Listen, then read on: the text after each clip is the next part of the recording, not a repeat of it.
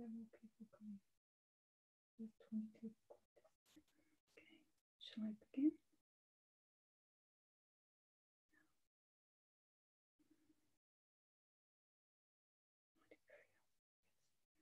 Satnam, good morning.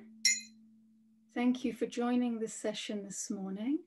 And before I begin, I would like to offer my thanks to Nicole and Heather for inviting me to participate in this really wonderful initiative. I've really enjoyed catching up with many of the videos over the past week. And just to let you know that through the course of this week, there'll be many more talks and there will be many more opportunities as well to view the videos that you haven't seen as yet. And to also mention that something that struck me over the past week when I've been tuning into people's various different talks is that how when we come into the community that has a perspective that's exploring yoga and exploring ourselves in a very holistic way, that there isn't any conflict between any of the approaches. I've really enjoyed watching the different styles of yoga and hearing the many different perspectives, especially on the mind. And yet, even though we might come from a different yogic tradition, we might be working with different kinds of research, that there isn't any conflict with any of the practices. There might be some contrasts, but whatever you explore through all of these different talks and through any of the different breathing techniques that you get to experience, or different forms of meditation, or different yogas from the various lineages that we have, which is wonderful now, how we can take so many different kinds of yoga class that really meet our needs in the moment, that they're all very complementary. So I've picked up some wonderful tips from some of the speakers that I've been able to listen to and recognize, oh, I might be having a very different approach this morning of how I'm going to explore the mind and share some of that with you. And yet it also resonates with many of the other speakers.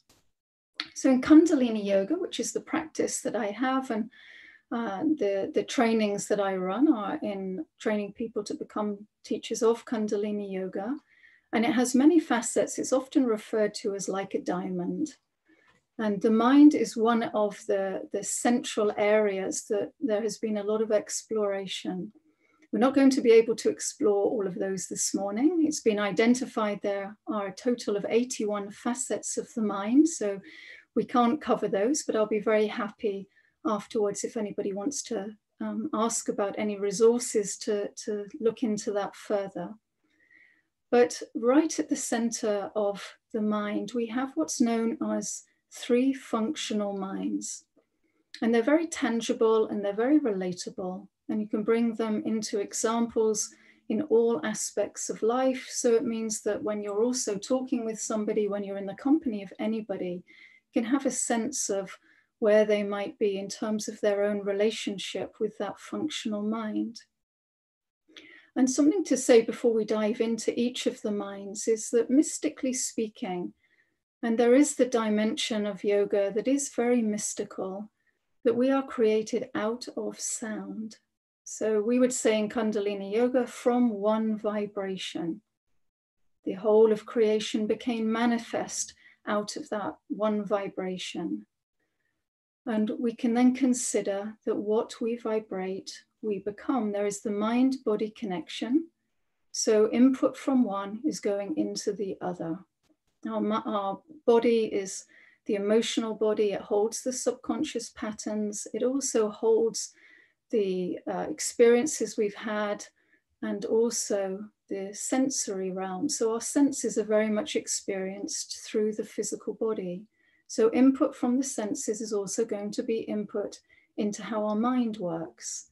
And then how our mind and the frequency of our mind is going to input into the physical body. So sound actually creates shape. So when we are thinking, when we're speaking, when we're singing, when we're chanting mantras, we're actually creating a shape. And that shape gives shape to our identity, and it gives shape to our life in many different ways. So we could consider how when we're speaking and when we're thinking also, because the mind is always active, we can definitely slow it down, and we're called to train it in different ways, but it is active and it's creating a frequency within us. So once we learn to get a relationship to all the different facets of our mind, then we can actually start taking more command of the frequency that we're creating, and how that then brings impact into the world. Because that shape that we create within and how we connect to our identity, how we shape our identity, is very much in relationship to the frequency of those thoughts and those words. In Kundalini Yoga, some of you may be familiar with our very commonly used mantra, which is Sat Nam. Sat means truth, and Nam means identity. So it always brings us back to that place of truth, of what our original essence is. And this is really trying times, just generally, not even in relation to COVID-19. We're in an enormous shift of consciousness, with the whole of humanity being called to step into a different level of awareness, a different frequency. We might feel that life is accelerating a great deal. We have many projections that are put upon us from outside environments, from family, from schooling, from peer groups, from society, all of the billboards that we walk past when we're walking through a town, for example. Our subconscious mind is picking up the messages, and our identity is then becoming influenced by these external forces. So Sat Nam is a mantra that really brings us back to reconnect to our original essence, and then we can start to vibrate that. And from the perspective of yogic science, we have 10 spiritual bodies. The first one is the soul body. It's the spiritual dimension of us that can often feel quite unknown, but we could also consider it as being our home base. It's the starting point of our journey.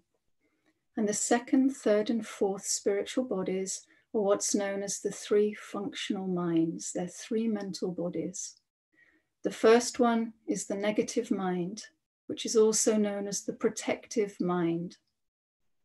The second is the positive mind, which is also known as the projective mind. It's the one that interacts with the world, and it's expansive. And the third mental body is the neutral mind, which is the meditative mind. And it's the one that gives us access to intuition, the light of insight, and it keeps us connected to the first body, the soul body, so that we live in our higher self and we live our life authentically and truthfully. And there's a tendency that all of our thought processes go through a specific sequence. So the first will be the negative mind, the second will be the positive mind, and the third will be the neutral mind, which makes common sense, really. The negative mind is the one that assesses danger, is looking for the threats in the environment, and it can assess what the pitfalls might be, and it's also the alarm. The trouble that the negative mind can bring to us is when it keeps setting off the alarm. So we keep getting the signal, danger, danger, danger. And it might do this to draw attention to itself, or it might simply have become a pattern or a habit through our life that we have a tendency to be more preoccupied with potential dangers. And the very short mantra of the negative mind is no. And this word can either empower us or it can disempower us. So we are able to ask ourselves the question, what's my relationship to no? Do I have a healthy relationship to no? Is it balanced? What's my upbringing? Is there a tendency that I have from my environments, my culture, for example, that has given me a relationship to no that is not in balance? And we could consider any situation in our life where perhaps somebody simply asked us if we could do something for them, and we didn't really have the time at that moment. And yet, if we have an imbalanced relationship to no, then we will deny the expression of the negative mind in this healthy way. Or we say a no, but there's lots of story around it and lots of drama around it or justification around it. So of course the other person is going to be picking up all of that that's coming from our subconscious and the difficulties that we have in making that no very pure and very clean. The second mind that comes in, the positive mind, is the one that's pleasure seeking, or it looks for fulfillment. It's the mind that can see all of the possibilities in any situation. So it's able to assess what potential risks there could be, because it also enables us to grow. So we want to have a healthy relationship to the positive mind so that we don't keep ourselves really stuck in what can be the containment or the contraction of the negative mind, who might have a tendency to keep saying no, denying opportunities that come to us because of the fears or the pitfalls it becomes focused on. So our positive mind can really allow us to expand, lets us come into the world so we participate freely, excuse me, and it's very interactive. It can be joyful, it's linked to the element of fire. So it's motivating, enthusiastic, and it's forward moving. The issue that we might have when the positive mind is out of balance is that it could be reckless. So it can see that there are risks, but it goes too broad in terms of going forth. So we end up taking risks that are not healthy for us. They're a little bit reckless. Or it could also be the case that if the positive mind is weak, because it relates very much to our relationship to the external world and how we bring ourselves to manifest in the world and our projects or ideas to manifest in the world, if it's weak, its tendency is to have a lack of confidence or a lack of self-esteem, which then leads us into compensation. So this is where the dimension of the negative, of the positive mind that says yes, that's adding in its nature, whereas the negative mind is subtracting, will just keep adding yes. It's the mind where if somebody says, "Can I have help from somebody, please?" the hand goes up, "Yes, I can help." When really we don't actually have the time to help, but because we want to perhaps people please, we're feeling the need to affirm something about ourselves, maybe our self-worth and our self-value, that by saying yes to things, we feel that somehow compensates for any lack of that self-worth. So bringing the positive mind into balance so it's healthy and so it serves our higher self also, is to have a good relationship to self-respect and have a strong sense of will, but without that will becoming so strong that we're willful, intolerant, and we force situations or we force ourselves into situations. And then we have the third mind, which is the neutral mind. And the neutral mind is the one that we really want to invest in. It's the mind that's connected to the sense of destiny. And that destiny is when we really feel that we're flourishing or flowering in life. It's when we feel that we're an active participant. We could say that the negative and the positive minds, when they're not in balance especially, could end up having a much more fateful approach, where we feel that we're subject to our circumstances and our environments, that we don't have any control over our life, that life is just happening to us. Or we're in a reactive state. Both the negative and the positive minds can be very reactive to the environments. The neutral mind has the possibility to really connect us to that sense of destiny and the higher self that is always working for us. It links to our intuition. It's known as the light of insight.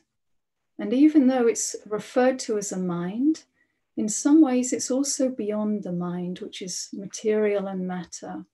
The neutral mind is what really connects us to that sense of being more than just our physical body and the material matter of our mind, or just our psychology.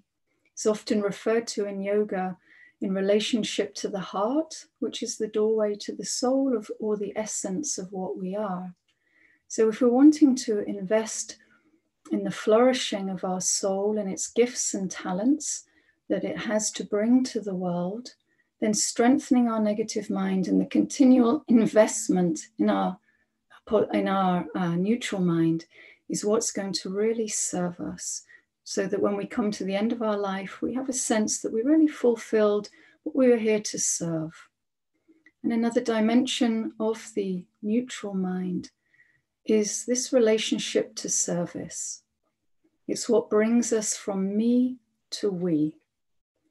The negative mind and the positive mind can often be very concerned with a sense of the me, the I, our own identity, our contraction or our expansion into our external environments. But the neutral mind really connects us to our service, the feeling of connection, just like Indra's net from Hinduism speaks about how there's a vast net and we're all connected to that. So when we connect to that inner light within us through the higher self and through the neutral mind, we also have a sense of connecting to that light that exists in the universe and with every other person.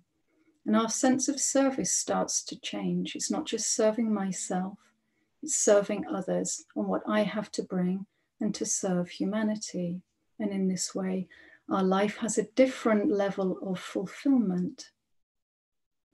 I'm going to give a few examples of how we can work with the three minds, or how they might express themselves, just in very plain terms.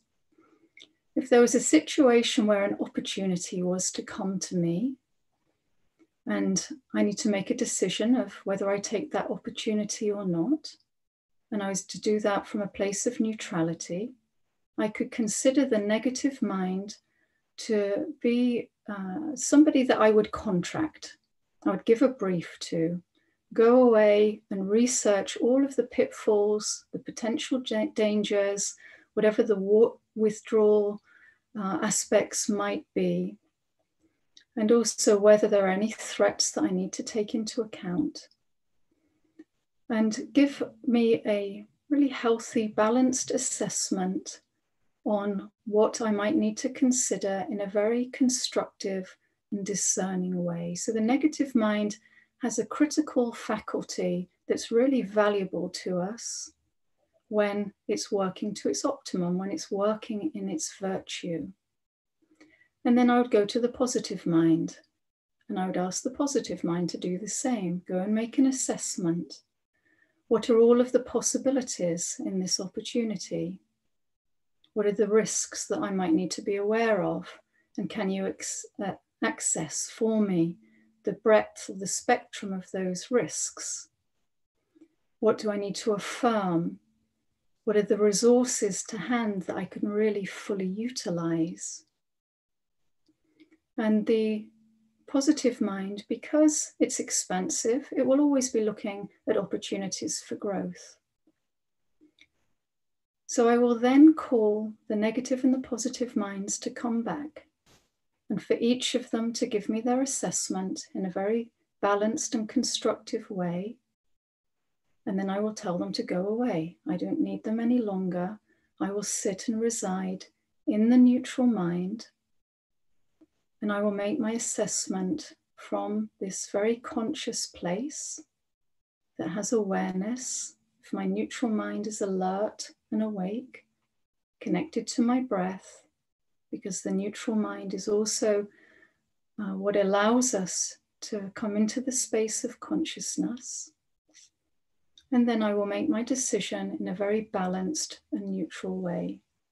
So if all three minds are working together in this way, then my life will be an expression of that. And most likely I won't feel consumed with regrets or keep dipping back into this play of the polarities of the negative and the positive.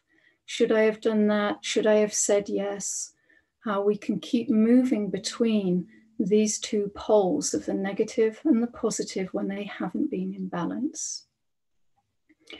And one of the things to note from the negative mind also, especially if you're doing any work with people who have suffered trauma and they are holding that in their emotional body, in the physical body, as we say, issues in the tissues. The physical body is what's holding our life experiences, and it's connected to the subconscious mind, which will be connected to the negative mind. That there might already be a tendency for this mind to be very dominant.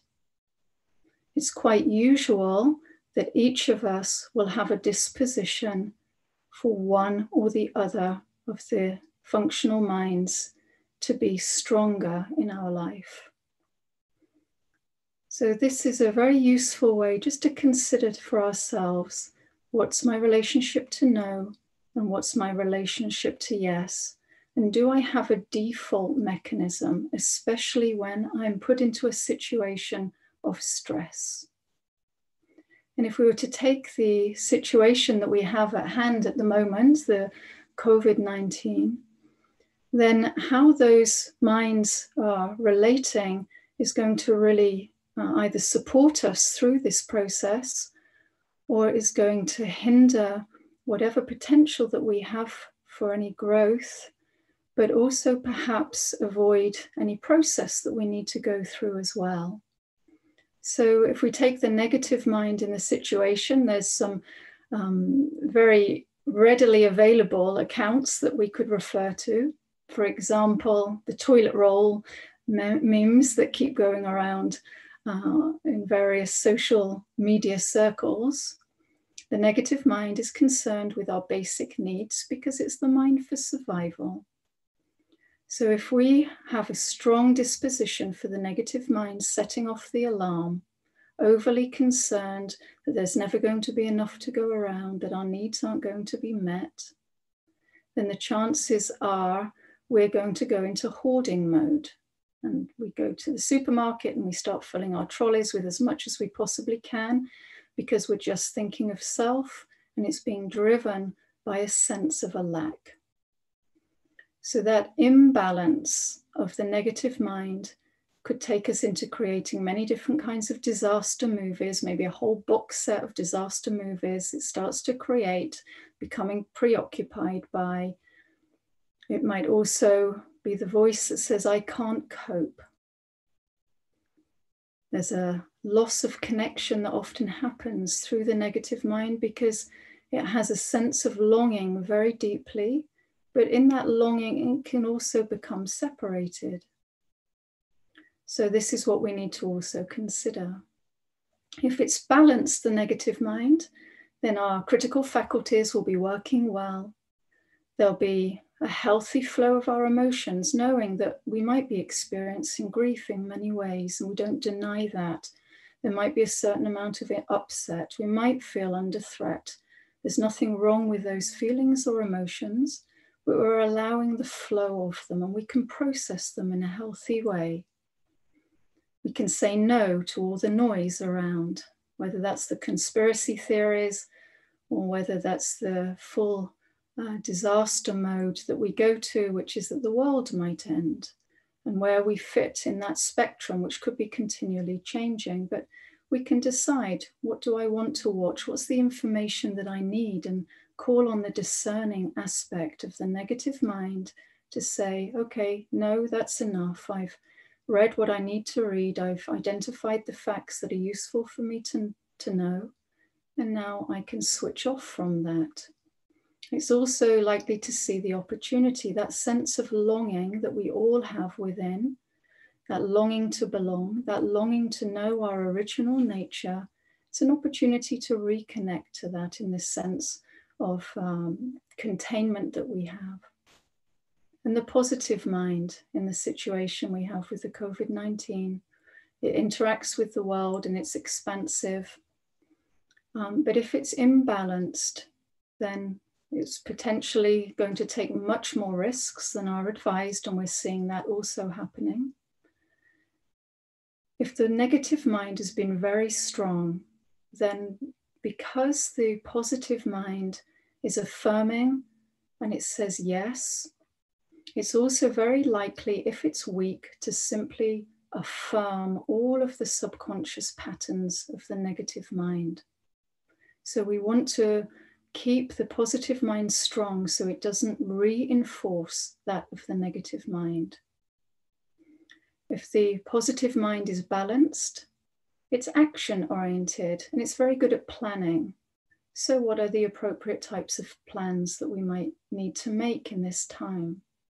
It's also open to explore new possibilities. You've perhaps already seen all the wonderful examples of trying new things that have also been circulated, like looking at a famous painting and reenacting it at home and sending it into a site that circulates, and everybody gets to really enjoy and indulge in the pleasure factor of the positive mind, of something that can be light-hearted and playful, also about the circumstances we find ourselves in. So the positive mind will see the positive essence in any situation, but if it's balanced, it will know how to appropriately respond with any planning that needs to be done. And the neutral mind, because it's meditative, is linked to a sense of presence, and it has a sensitivity, will also understand in that sensitivity how to respond to everybody who's having a broad spectrum of experience. So maybe one person is going through an enormous amount of grief, so you know to relate to them in an appropriate, sensitive manner, and somebody else may be finding all sorts of new possibilities and new things to learn and feels very encouraged in the containment they might have at home. So you can approach them in a very appropriate manner. So this sense of being present is there through the neutral mind. If it's out of balance, then it's likely to be very passive, sitting on the fence, not making any decisions about anything at all, and maybe overwhelmed by the input of the negative and positive minds. But if it's balanced, it can bring active awareness, can sit neutrally in the reality of the situation, not all the stories and the conspiracies and the dramas. It has trust and faith. And it also has that community connection, the from me to we, and recognizes this as an opportunity to find ways for us to connect in a bigger sense.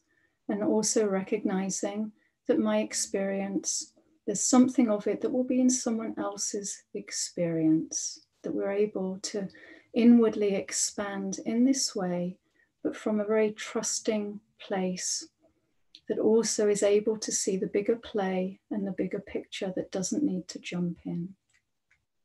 So I'm just going to demonstrate a few very short meditations, just a minute or so each for each of the minds, and I'll be very happy to share some resources at the end if anybody would like to look into these further. They can be practiced very simply.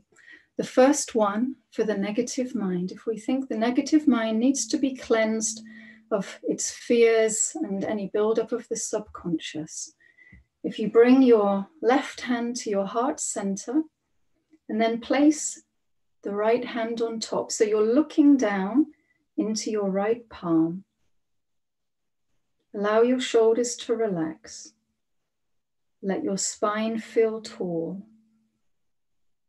Draw up through the neck as if you're being lifted through the crown of the head. This also helps us to be more present. And then draw your chin lightly in towards the throat. The eyes are gazing down into the palm of the hand. And you're going to start to practice a long, deep breath, inhaling through the nose And as you exhale, the breath is through the rounded lips, so through your mouth.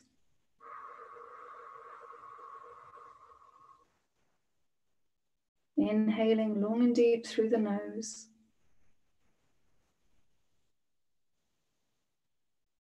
And exhaling.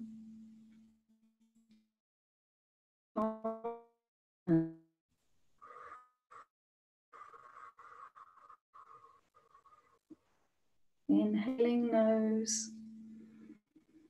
Exhaling slowly through the rounded lips into the palm.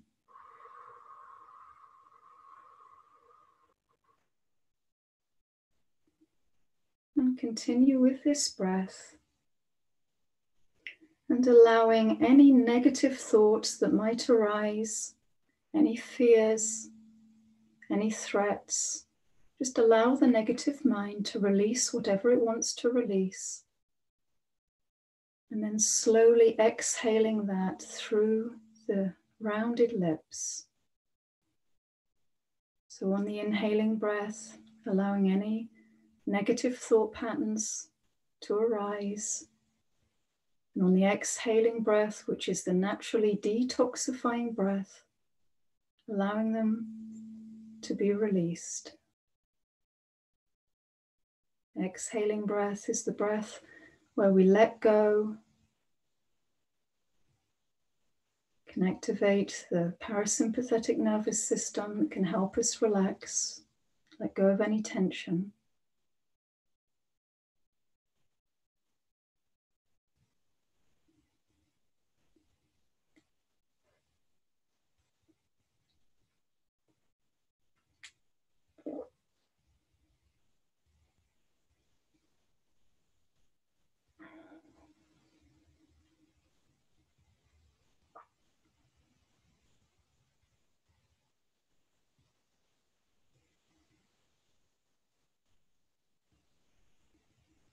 And just do a few more seconds.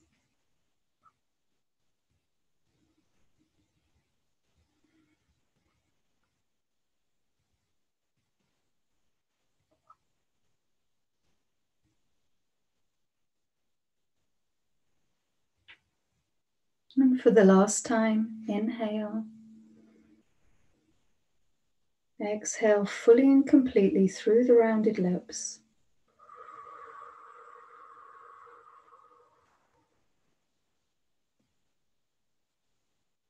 Keeping the breath held out. And feel as if you're squeezing along your spine, so just contracting all along the spine, pulling the navel back towards the spine. Relax the belly, inhale. Exhale, release the hands. And just sit with your eyes closed for a moment. Let the breath stay relaxed, moving freely, coming back to its natural rhythm.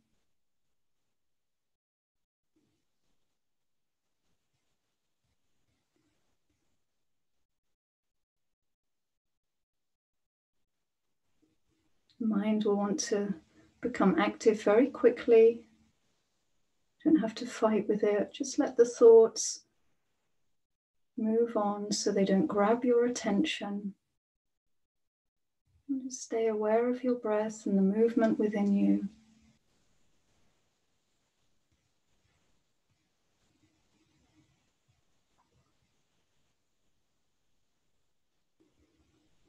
And then we're going to do something just for a minute or two for the positive mind. Positive mind likes rhythm, it's active,